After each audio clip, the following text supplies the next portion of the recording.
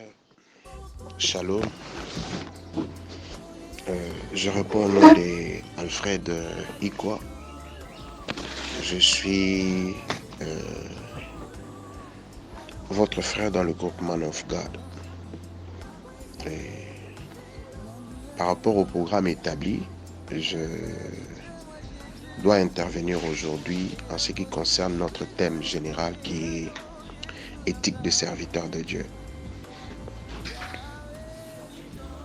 Avant de commencer, je voudrais que nous puissions faire cette courte prière et puis nous allons partager pour peu de temps sur l'éthique. Éternel notre Seigneur et notre Dieu, nous te rendons grâce. Merci pour la journée d'aujourd'hui, le jour que tu as fait, qui pour nous est un moment de grâce renouvelé pour la vie de tout un chacun de nous. Merci pour ce groupe. Merci pour le temps que nous allons passer en ces lieux. Dans le nom de Jésus. Amen. Bien-aimés dans le Seigneur, comme je le disais tantôt, nous allons parler sur l'éthique de serviteur de Dieu. Et je rends grâce à Dieu pour tout serviteur de Dieu qui a intervenu à ces sujets. Et nous avons tous été fortement bénis par rapport aux enseignements de tout un chacun de nous. Et sans pour autant être prétentieux, je sais une chose, intervenir après tous ces orateurs n'est pas facile.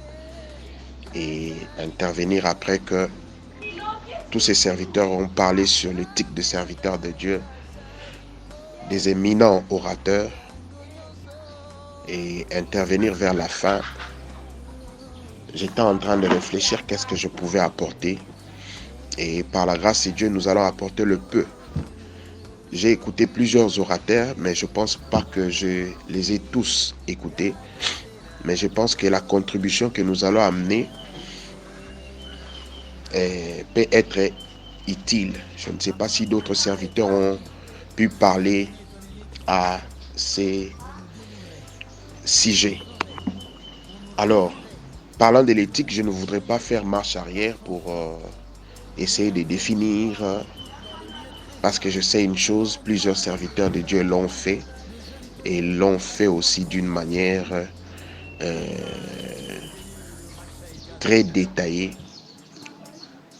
Et j'aimerais beaucoup plus attaquer ce que j'ai à apporter par rapport à notre thème.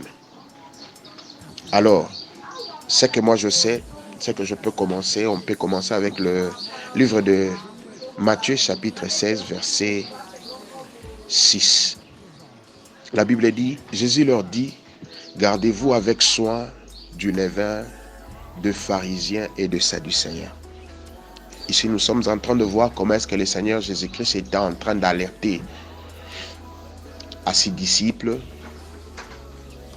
de leur préparer, de sonner cette sonnette d'alarme pour leur dire, faites attention au levain de pharisiens.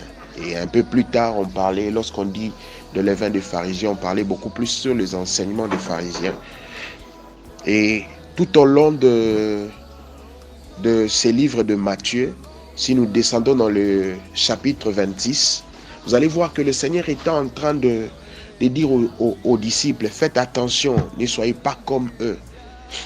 Ils sont hypocrites, ils font ceci, mais en réalité ils sont hypocrites, ils sont ceci, en réalité ils sont ceci. Devant les gens ils se comportent comme ça, mais en réalité ils sont ceci. Bien-aimés dans le Seigneur, être serviteur c'est un privilège. Être serviteur du Christ sont des fonctions sacrées où nous devons nous-mêmes veiller sur nous-mêmes avant que nous puissions veiller sur les autres. Alors, parlant de l'éthique, nous devons savoir que, comme certains hommes de Dieu ont dit, on parle de l'éthique sur plusieurs points, mais ce matin, je vais parler sur l'éthique de la chair. Je veux parler sur 2 points de l'éthique. L'éthique des serviteurs de Dieu, mais je commence d'abord de parler sur l'éthique de la chair. J'aime beaucoup plus les hommes de Dieu qui disent que la chair est chère. Mais ce matin, j'aimerais que nous puissions parler là-dessus. Parce que c'est la chair, c'est là où chaque serviteur de Christ exerce son ministère. La chair, c'est un lieu où chacun de nous trouve l'occasion de s'exprimer, de donner ce que le Seigneur lui a confié. Mais ce que nous devons savoir, la chair est un lieu d'enseignement de Christ. Nous pouvons lire quelques versets et nous allons évoluer progressivement.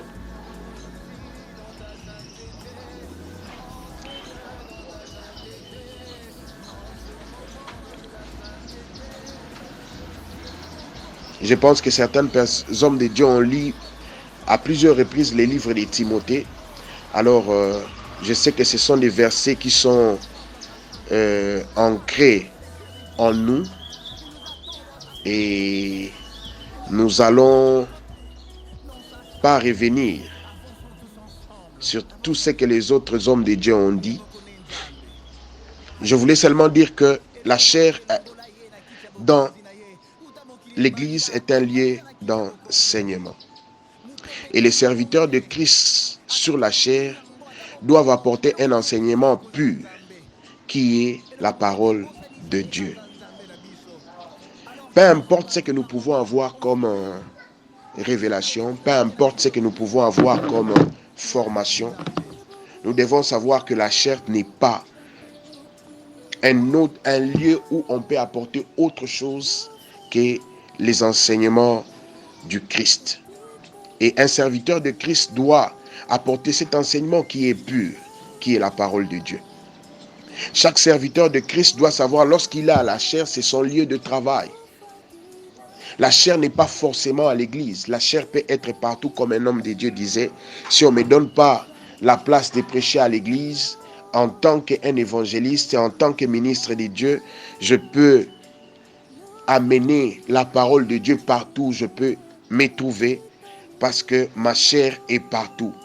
Là où les gens sont prêts à recevoir la parole du Christ, là où les gens sont prêts à recevoir les enseignements, c'est ma chair et je peux me tenir n'importe où pour prêcher cette bonne nouvelle. Alors, lorsqu'on est à la chair, il y a des choses que nous devons faire, il y a des choses que nous ne pouvons pas faire. C'est ce que nous appelons, il y a le conduite qu'il faut avoir, une conduite qu'il faut avoir lorsqu'on est sur la chair. En réalité, lorsqu'on vient prêcher la parole du Christ, nous devons tenir compte de plusieurs aspects que certains d'entre nous, par négligence, arrivent à oublier, que lorsqu'ils sont devant le peuple, ce ne sont pas notre peuple à nous, mais c'est un peuple de Dieu. Et les personnes qui viennent, ils ne viennent pas pour nous écouter, mais ils viennent écouter le Saint-Esprit qui parle au travers de nous.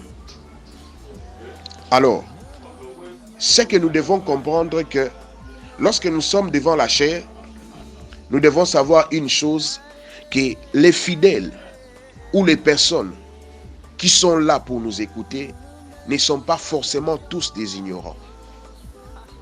Des fois, on se tient devant des personnes qui ont plus de connaissances que nous, des personnes qui ont écouté plusieurs hommes de Dieu, les personnes qui ont étudié et qui maîtrisent la parole du Seigneur.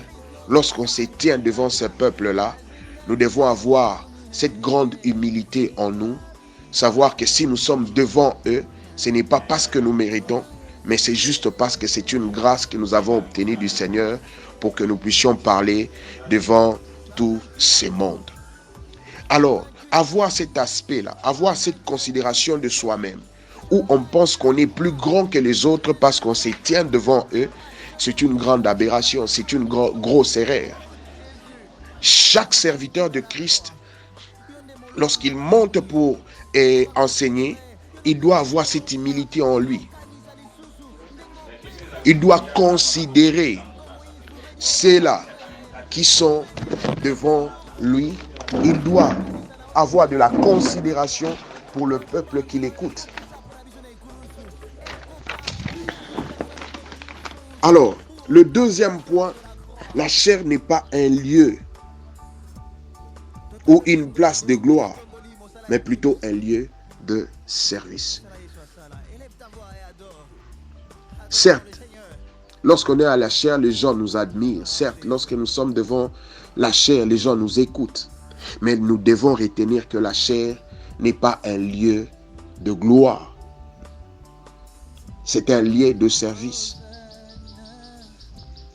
Troisième tiré, la chair n'est pas un lieu de règlement de compte. Je commence à courir un peu compte tenu du temps. La chair n'est pas un lieu de règlement de compte. Vous savez,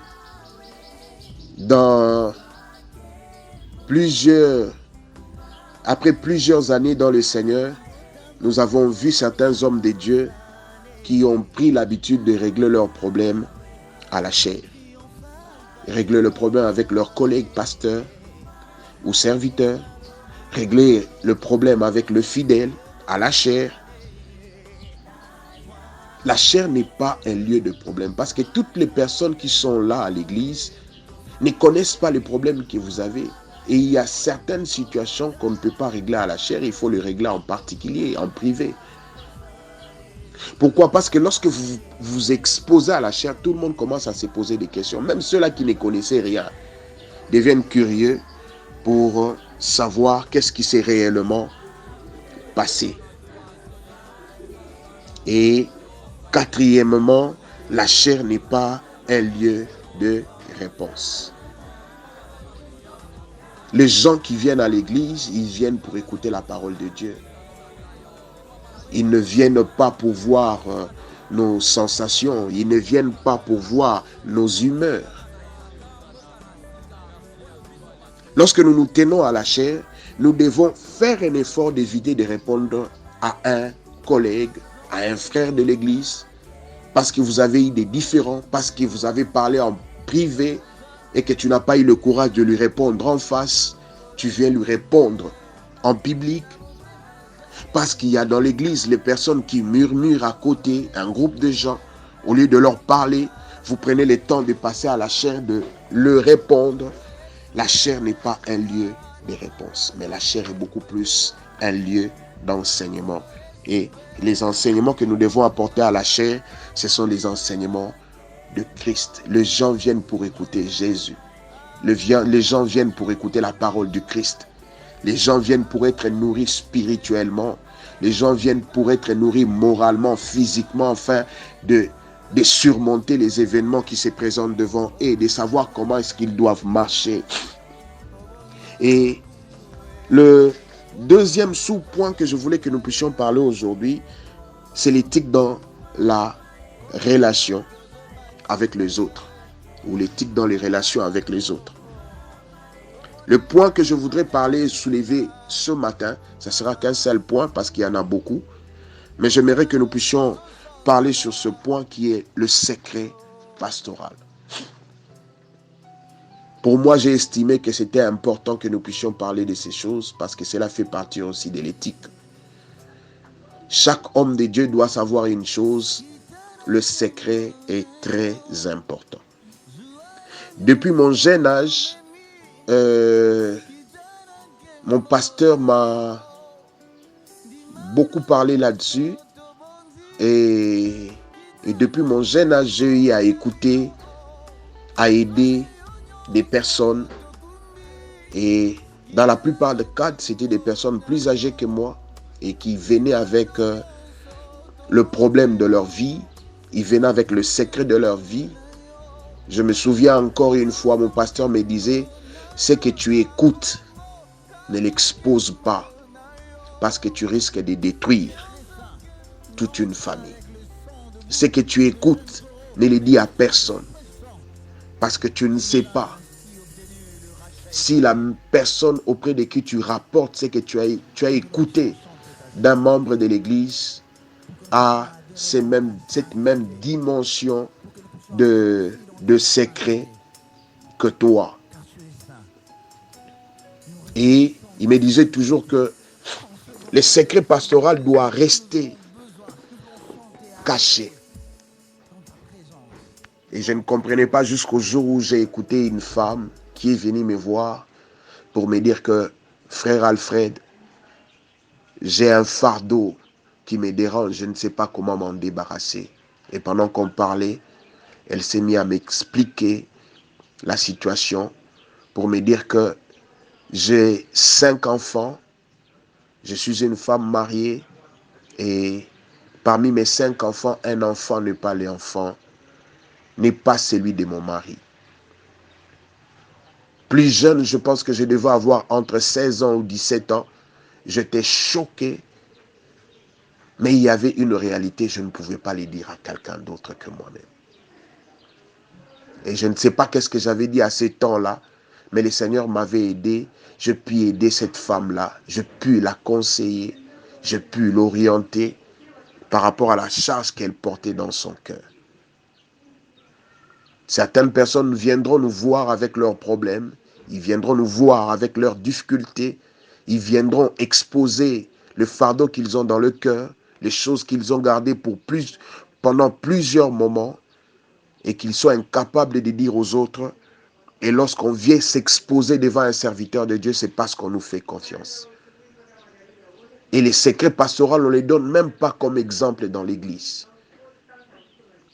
De peur que la personne qui est là soit frustrée parce que tu as parlé de son problème à l'église et tu peux être un scandale pour lui.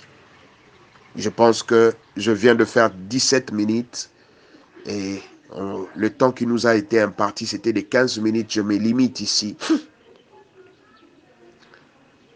Et je clôture par cette prière. Seigneur, je te dis merci pour le temps que nous venons de partager avec mes frères. Sois au centre de cet enseignement. Et je pense que je fais ma part ce matin. Merci pour toutes choses dans le nom de Jésus. Amen.